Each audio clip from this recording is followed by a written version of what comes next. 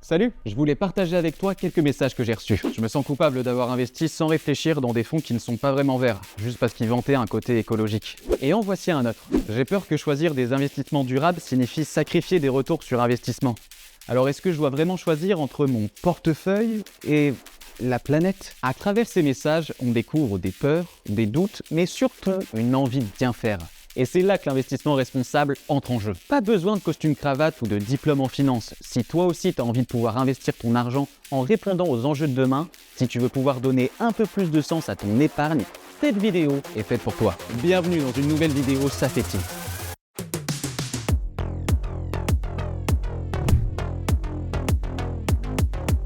L'investissement responsable, c'est une approche d'investissement qui applique les principes du développement durable sans négliger le rendement financier.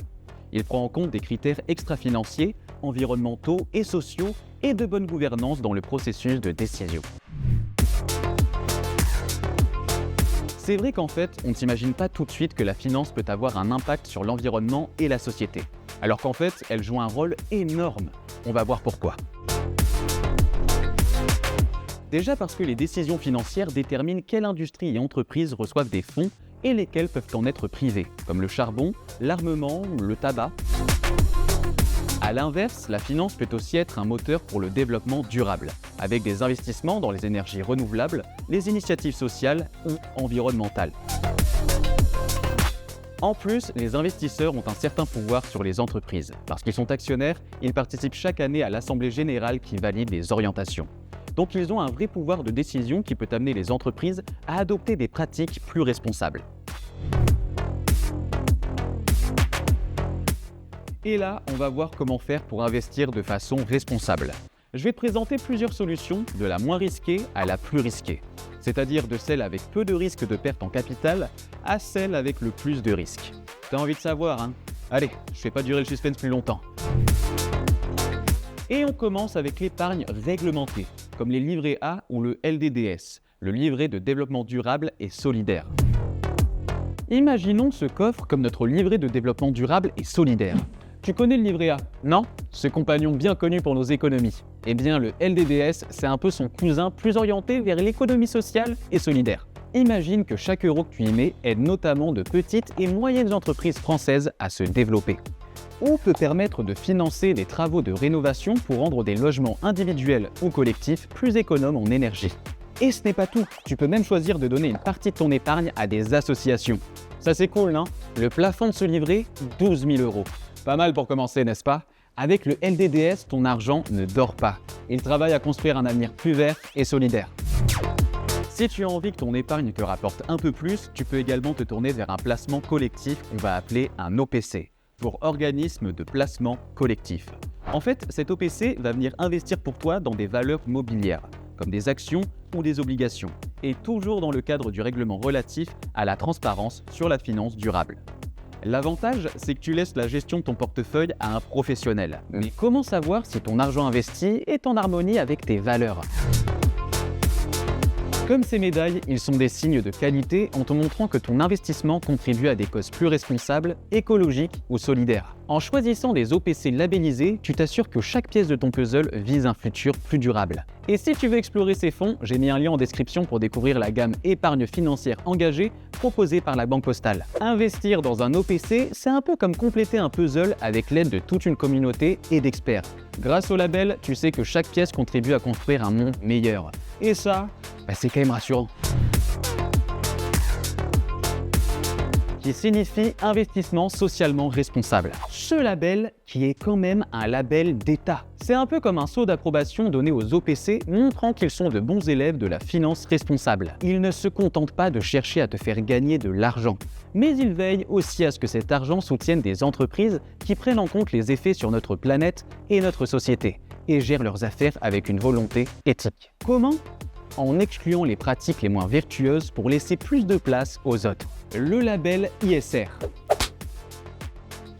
Vérifie que l'argent investi contribue au développement durable, au social, à une bonne gouvernance et au respect des droits humains. Et il y a un focus particulier sur les performances environnementales, notamment sur le climat. Avoir le label ISR, c'est la preuve que ces fonds prennent en compte l'impact concret de leur gestion sur l'environnement ou la société en se basant sur des critères prédéfinis et éthiques.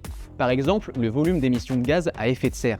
C'est un gage de confiance pour toi, l'investisseur qui veut que son argent travaille à construire un avenir meilleur. Il est spécifique aux OPC investis dans des projets favorables à la transition écologique et énergétique. Et il a la particularité d'exclure ceux qui investissent dans des entreprises opérant dans les énergies fossiles ainsi que dans d'autres activités considérées comme polluantes. Par exemple, enfouissement des déchets sans capture du gaz à effet de serre. En comparaison du label ISR, il intègre les critères ESG de manière encore plus ambitieuse. Et maintenant, the last but not the least, le label Finansol. Le label Finansol est accordé aux produits d'épargne solidaire comme aux fonds de partage. Le label est attribué par exemple à des OPC qui investissent dans des projets à forte utilité sociale ou environnementale, ou contribuent au développement d'activités solidaires et durables via un partage des revenus générés par le produit financier sous forme de dons à des associations. Et surtout avec une totale transparence envers les souscripteurs. Pour résumer, ces labels, c'est vraiment un gage de transparence. Ils contribuent à garantir le fait que les OPC respectent des critères éthiques, sociaux ou environnementaux spécifiques dans leur choix d'investissement. Tu comprends pourquoi on en parle comme d'investissement responsable. Investir directement dans des actifs non cotés à impact consiste à placer son argent dans des entreprises ou des projets qui ont un objectif social ou environnemental positif, tout en étant hors des marchés financiers traditionnels. Ces investissements visent à générer un retour financier tout en contribuant à résoudre des problèmes sociaux ou environnementaux. Et c'est vraiment une forme d'investissement responsable car ça permet de soutenir des initiatives qui ont un impact positif sur la société ou l'environnement, comme les énergies renouvelables, les installations solaires ou éoliennes. Concrètement, pour investir dans des actifs non cotés à impact, il faut souvent passer par des plateformes de financement participatif telles que l'Endopolis. L'avantage, c'est que ça t'offre un accès direct à des opportunités d'investissement qui ne seraient pas accessibles sur les marchés boursiers. Mais garde toujours en tête que comme tout investissement, il y a des limites et des risques. Ici, il y a moins de liquidité, ce qui veut dire qu'il est plus compliqué de récupérer rapidement ton argent. Et puis, tu peux être exposé aux fluctuations économiques et aux risques propres au secteur. Côté fiscalité, les investissements dans des actifs non cotés peuvent être soumis à des règles spécifiques d'imposition. Donc avant de te lancer, c'est super important de bien comprendre les mécanismes de ces investissements et d'évaluer les risques pour éviter les mauvaises surprises. C'était intense, n'est-ce pas? T'as appris à investir de manière responsable, des options les plus sécurisées aux plus ambitieuses. Tu as découvert que des labels de confiance existent pour investir. Et surprise, investir hors des marchés traditionnels ouvre des portes vers de nouvelles opportunités. Et juste un petit rappel, certains investissements impliquent des risques, y compris celui de voir fluctuer la valeur de ton capital.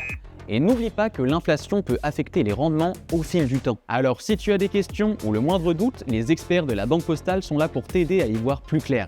N'hésite jamais à les solliciter. C'est tout pour aujourd'hui. Abonne-toi pour ne rien manquer de nos prochaines vidéos et devenir un as de l'investissement. À très vite.